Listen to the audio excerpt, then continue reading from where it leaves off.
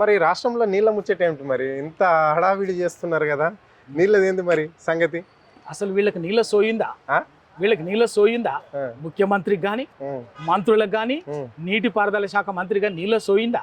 వీళ్ళకు నీళ్ళ సోయున్నోళ్ళైతే వీళ్ళ అధికారం మీద యావదప్ప, అధికారం ఎట్లా తమ దొడ్ల కట్టించుకోవాలి అన్న యావదప్ప వీళ్ళకి రేవంత్ రెడ్డి కావచ్చు, ఉత్తమ్ కుమార్ రెడ్డి కావచ్చు, వెంకటరెడ్డి కావచ్చు, ఇంకొక ఆయన మంత్రులు ఎవరికైనా కూడా ఆ సోయ ఉంటే కృష్ణా నది బాజాప్తా ఆంధ్రకి ఎందుకు పోతుంది? గోదావరి ఎందుకు? 50 ఏళ్లుగా ఇదే కాంగ్రెస్ పార్టీ కదా రాష్ట్రాన్ని పరిపాలించింది. 1950 నుంచి మొన్నటి 2014 వరకు 50 సంవత్సరాలు తెలంగాణ రాష్ట్రాన్ని ఉమ్మడి రాష్ట్రంలో అధికారం వెలగబెట్టింది కాంగ్రెస్ పార్టీ. ఆ రోజు ఒక్క ప్రాజెక్టుని తెలంగాణ ప్రాజెక్టు పూర్తయిందా? జూరాల నుంచి మొదలుకొట్టే కృష్ణానది మీద జూరాల, కోయిల్ సాగర్, భీమా, నెట్టెంపాడు, మరి ఎస్ఎల్బిసి, డిండి ఎత్తిపోతలు ఏ ప్రాజెక్ట్ అని ఎందుకు పూర్తి కాలేదు? అంటే ఇవన్నీ మేమే కట్టినాము అని చెప్తున్నారు కదా. నాగార్జున సాగర్ కాంగ్రెస్ పార్టీ కట్టింది, సింగూర్ డ్యామ్ కాంగ్రెస్ పార్టీ కట్టింది, శ్రీరామ్ సాగర్ ప్రాజెక్టు కూడా కాంగ్రెస్ పార్టీ కట్టింది, ఇక్కడ జూరాల కూడా కొన్ని ప్రాజెక్టులు అన్ని కాంగ్రెస్ పార్టీ తెలంగాణలో కట్టింది, ఉమ్మడి ఆంధ్రప్రదేశ్లో కూడా ఎన్నో ప్రాజెక్టులను కట్టింది. అనడానికన్నా అది ఉండాలి బీఆర్ఎస్ నాయకులకు అని చెప్పేసి వాళ్ళు పదే మాట్లాడుతున్నారు. జనాలలో కూడా ఈ ముచ్చండ చెప్తున్నారు. కాళేశ్వరం కట్టిరు, వాళ్ళు హయాంలో కట్టింది, వాళ్ళ ముందటనే కూలిపోయింది ఈ ప్రాజెక్టు వల్ల ఒక్క ఎకరా కూడా తడవలేదు అని చెప్పేసి కూడా నేను చెప్తున్నా. వాళ్ళు చెప్పింది అది వాస్తవమా కాదా? అరుణ్ గారు వాళ్ళు మాట్లాడేదంతా బక్వాస్ మాటలు, బేవకూఫ్ మాటలు, బద్మాష్ మాటలు, ప్రజల్ని మోసం చేసేది. నాగార్జున సార్ నేను చెప్తున్నా, మీరు అదే దానికని చెప్తే నేను చెప్తాను. చెప్పండి. కృష్ణా నది మీద స్వాతంత్రానికంటే ముందే అప్పర్ కృష్ణ పేరు మీద 100 టీఎంసీలతోటి ఇయాల్టి జూరాల ఆల్మట్టి మధ్యన 100 టీఎంసీలతోటి ప్రతిపాదించిన అప్పర్ కృష్ణ ప్రాజెక్టు. తర్వాత కింద 80 టీఎంసీలతోటి లో లెవెల్ తుంగభద్ర లో లెవెల్ కెనాల్ ఇవాళ గద్వాల జిల్లాకు నడిగడ్డకు సంబంధించి ఇవన్నీ ఆ ప్రాజెక్టు కనుక ఎక్కడ పోయింది? ఆ రోజు ఉమ్మడి ఆంధ్రప్రదేశ్ కాగానే అప్పటికే బిఫోర్ ఇండిపెండెన్సే ఉండే ప్రతిపాదనలు ఉండే.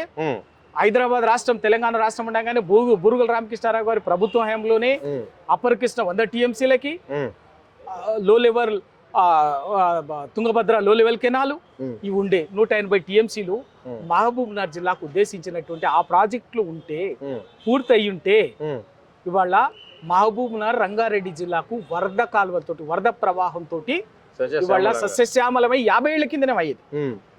మరి స్వాతంత్రం రాగానే ఉమ్మడి ఆంధ్రప్రదేశ్లో కలవగానే ఆ అప్పర్ కృష్ణ ప్రాజెక్ట్ ఎక్కడ పోయింది?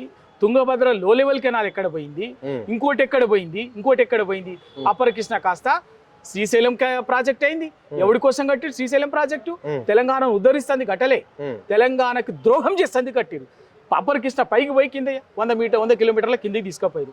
అది దాంతో మహబూబ్ నగర్ని ఎడారి సీమగా 70 ఏళ్ళు కరువుకు కాటకాలకు నిలయంగా వలసలకు లక్షల మంది బతుకు తెరుకోసం దేశాలు పట్టుకొని కూలినాల కోసం కూలినాలి బతుకుల కోసం తిరిగేటట్టు చేసారు. మహబూబ్ నగర్ ఉసురు పోసుకున్నారు 70 ఏళ్ళు. అది అయిపోయిందా?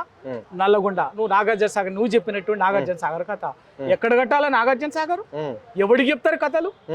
ఎక్కడ ఇవాళ ఎక్కడైతే నాగార్జున సాగర్ ఉన్నదో దానికి పైన ఏలేశ్వరం దగ్గర ఇవాళ కట్టిన దానికి 20 కిలోమీటర్ల పైన కట్టాల్సినటువంటి 29 కిలోమీటర్ల పైన ఏలేశ్వరం దగ్గర కట్టాల్సినటువంటి ప్రాజెక్టుని శంకుస్థాపన కూడా చేస్తున్నారు కదా నిజాం కాలంలోనే. ఉమ్మడి రాష్ట్రంలో కలవక ముందు కట్టాల్సినటువంటి ఏలేశ్వరం దగ్గర కట్టాల్సినటువంటి నందికొండ ప్రాజెక్టు కాస్త 29 కిలోమీటర్లంతా వంకలు తిరిగి కిందికి పోయి నల్లగొండ జిల్లా గుంటూరు బార్డర్లో ఎట్లా కట్టిను? గేట్లు తీరిస్తే తెరిస్తే నీళ్ళంతా కూడా ముంపేమో ప్రాజెక్టు నాగార్జున సాగర్ ప్రాజెక్టు కట్టడానికి 1000 ఎకరాల భూమి నల్లగొండ మునుగుతుంది. గేట్లు తెరిస్తే మాత్రము కృష్ణా గుంటూరు ఎక్కడికి కూడా నిలిపోయేటట్టు నాగార్జున సాగర్ ప్రాజెక్ట్. ఎవడి కోసం కట్టిరండి? అది ఎవడి కోసం కట్టిరు? అటువంటి మరి ఆ రోజు నందికొండే కనుక వచ్చిండుంటే ఏలేశ్వరం దగ్గర ఆ నందికొండ ప్రాజెక్టే శంకుస్థాపన చేసి మొదలుపెట్టినటువంటి ప్రాజెక్టు నిర్మాణం జరిగి ఉంటే ఇవాళ ఉమ్మడి నల్లగొండ జిల్లా, ఖమ్మం జిల్లా, మన తూర్పు వరంగల్ జిల్లా అంటే ఇవాళ మహబూబాద్ జిల్లా. మహబూబాద్ నా మహబూబాద్ జిల్లాగా ఉన్నటువంటి ప్రాంతం అంతా కూడా వరద కాలువలతోటి, ఎత్తిపోతలు కాదు వరద కాలువలతోటి సస్యశ్యామల అయ్యేటటువంటిది. వాళ్ళ అప్పుడే 12 లక్షల ఎకరాల ఆయకట్టు సస్యశ్యామలంగా వరద కాలువలతోటి పారి కోనసీమగా అయ్యేది. మహబూబ్ నగర్, రంగారెడ్డి, నల్లగొండ, వరంగల్ జిల్లాలు 50 ఏళ్ల క్రితమే సస్యశ్యామలమైంది. అటువంటి దాన్ని సిగ్గు లేకుండా ఆంధ్ర నాయకులకు తొత్తులాగా పనిచేసి తీసుకుపోయి వాళ్ళ కాళ్ళ దగ్గర అప్పచెప్పి, ప్రాజెక్టును వాళ్ళకి అప్పచెప్పి వాళ్ళ కాళ్ళ దగ్గర పడుండి వెన్నెముకలి నాయకులు, బానిస నాయకులు తెలంగాణ ప్రయోజనాలు తాకట్టు పెట్టి బలి పెట్టి సిగ్గు లేకుండా మాట్లాడుతుందా? మొన్నటికి అదే పోతిరెడ్డిపాడు పొక్క కొట్టి వైఎస్ రాజశేఖర రెడ్డి 2005లో కూడా బాజాప్తా 11 క్యూసెక్ల నుంచి 44,000 క్యూసెక్లకు బాజాప్తా తీసుకుపోతుండే సిగ్గు లేకుండా ఆరతి పల్లెలు పెట్టింది మీరే కదా. ఆ రోజు మంత్రి కోమటిరెడ్డి వెంకటరెడ్డి అదే ప్రభుత్వంలో ఉన్నాడు, అదే ఉత్తమ్ కుమార్ రెడ్డి ఉన్నాడు, అదే వీళ్ళందరూ ఉన్నారు కదా, మంత్రులు జూపల్లి కృష్ణారావు ఉన్నాడు. సిగ్గులేదు మాట్లాడటానికి. వాడు ఇవాళ దక్షిణ తెలంగాణని ఎడారిగా మార్చినటువంటి పాపం మీది. ఇంకా మాట్లాడతారు సిగ్గు లేకుండా. సింగూరు డ్యామ్ పరిస్థితి ఎంత మరి? సేమ్ అట్లానే సింగూరు డ్యామ్ కానీ కాళేశ్వరం కానీ ఇవాళ ఇదంతా నాశనం చేశారు. కాబట్టి గోదావరిలో ఉన్నటువంటిది, గోదావరికి ప్రధానంగా గోదావరి నీళ్లు ఉన్నాయి, దాని ఎస్ఆర్ఎస్పి ఉన్నది. ఎస్ఆర్ఎస్పిని కూడా సెకండ్ ఫేజ్ అండి, కాంట్రాక్ట్ల కోసం డబ్బుల కోసం కాలువలు దూవిరే తప్ప ఒక్కనాడన్నా అదే కాకతీయ కాలువల్లో కానీ అదే ఎస్పి సెకండ్ ఫేజ్ కాలువల్లో కానీ ఒక్కనాడన్నా నీళ్ళు ఇచ్చిరా మీ ముఖానికి? ఒక్కనాడన్నా నీళ్లు మొదలు పెట్టిరా? సిగ్గు లేదు మాట్లాడటానికి. ఆ ఎస్ఆర్ఎస్పిని ఎండి పెడుతుంది. ఎస్ఆర్ఎస్పి కింద ప్రాజెక్ట్ అంత పెద్ద గోదావరి అంత పెద్ద ప్రాజెక్ట్ ఉంటుంది, నీళ్లు లేక అదే ఎస్ఆర్ఎస్పి కింద బావులు బోర్లు వేసుకొని రైతులు పంటలు పండించుకున్నారు. ఇవాళ ఆ గోదావరి మాత్రం కిందకి బ్రహ్మాండంగా పోతుంది. పోలేశ్వరంకు మీరు పాలేశ్వరంకు ఏది పోలవరంకు మీరు బాకాలు ఊదుతారు. పోలవరంని కాపాడటం కోసము ఇక్కడ గోదావరిని ఎక్కడ కట్టినా కూడా వివాదాల్లో ఉండేటట్టు ప్రాణహిత చెవళ్ళని మోసం కదా, తెలంగాణ ప్రజల్ని మోసం చేశారు కదా, ఇంకా మోసం చేస్తున్నారు. ప్రాణహిత చెవళ్ళని డిజైన్ చేసేది ఎక్కడ కట్టాలి? ఎందుకు పర్మిషన్లు తేలే? గోదావరిలో నీళ్లు ఉన్నది కదా, ఎక్కడ నీళ్లు ఉన్నాయి, ఎక్కడ ప్రాజెక్టు కట్టారు?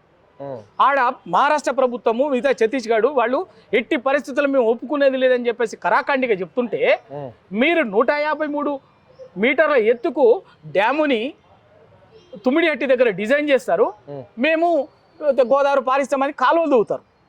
కానీ అసలు పని చెయ్యరు. పర్మిషన్ తెచ్చిరా బిల్లుల కోసమే, కాంట్రాక్ట్ల కోసం. అట్లనే దాదాపు 7-8 వేల కోట్లు తిన్నారు కదా ప్రాజెక్టు పని చేయకుండా. ఒక్క పర్మిషన్ తేలే 10 ఏళ్ళు.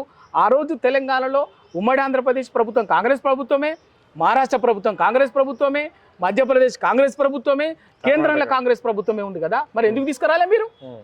ఒక్క పర్మిషన్ ఎందుకు తీసుకురాలి? ఇరిగేషన్ ఏది సిడబ్ల్యూసి పర్మిషన్ తెచ్చిందా? 2 అంతరాష్ట్ర వివాదాలకు సంబంధించి అంతరాష్ట్ర ఒప్పందం చేసిండ్రా? మీకు ఎన్విరాన్మెంటల్ క్లియరెన్స్ తెచ్చిందా? ఇంకా తీసుకుపోయి వైల్డ్ లైఫ్ శాంచురీ వన్యప్రాణి సంరక్షణ కేంద్రం ముంపుకు పెట్టింది. ఎట్లా వస్తుంది అనుకున్నారు? ఏంది మీ కాంట్రాక్ట్లకు మాత్రం డబ్బులు తట్టమెత్తిండ్రు, మొబైలైజేషన్ అడ్వాన్సుల పేరు మీద 1000 కోట్లు దొబ్బిండ్రు, పంచుకున్నారు. ఇవాళ అది గ్రహించే అనివార్యంగా చేయగలిగేది ఏం లేక కేసీఆర్ గారు కాళేశ్వరం ప్రాజెక్టుకు డిజైన్ చేసి 240 టీఎంసీలకి గోదావరి జలాల్లో బ్రచావతు ట్రిబ్యునలే 1980లోనే 1486 టీఎంసీలని ఉమ్మడి ఆంధ్రప్రదేశ్ కేటాయించింది. దాంట్లో తెలంగాణకు 968 టీఎంసీలు, ఆంధ్రకు 518 టీఎంసీలని కేటాయించింది. ఆంధ్ర 518 బాజాప్తా వాళ్ళు ప్రాజెక్టులు కట్టుకున్నారు, రూపకల్పన చేసుకున్నారు. కానీ తెలంగాణకు కేటాయించినటువంటి 960 టీఎంసీలకి ఏ ఒక్క ప్రాజెక్టు కూడా పూర్తి చేయలేవు.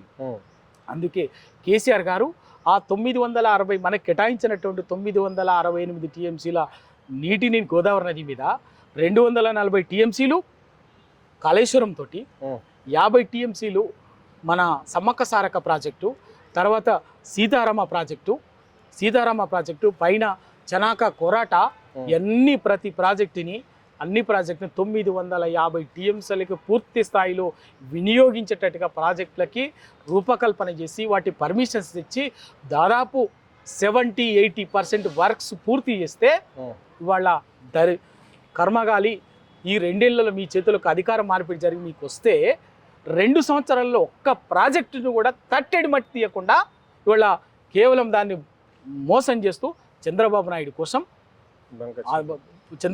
కోసం గోదావరి పోలవరం నుంచి బంకచర్ల పేరు మారిన ఇయ్యాల మళ్ళీ నల్లమల్ల మనం అది అడ్డుకునేసరికి దాని పేరు మార్చి పోలవరం నల్లమల్ల అంటున్నారు, నల్లమల్ల సాగర్ అంటున్నారు. పేరు ఏదైనా పోలవరం గోదావరిలో ఉన్నట్టు ఆల్రెడీ కృష్ణానదిని అప్పచెప్పారు.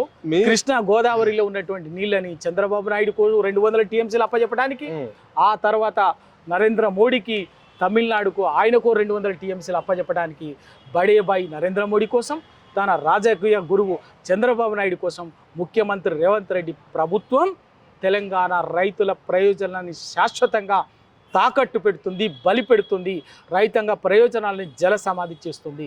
ఆ విషయాన్ని ఇవాళ కేసీఆర్ గారు మేం ఎప్పటికప్పుడు అప్రమత్తంగా ఉండి ఎండగట్టి ఇవాళ చీల్చి చెండాడుతున్నాం కాబట్టే ఈ దొంగ మాటలు, లంగ మాటలు, బద్మాష్ మాటలు, బేవకూఫ్ మాటలు మాట్లాడుతున్నారు.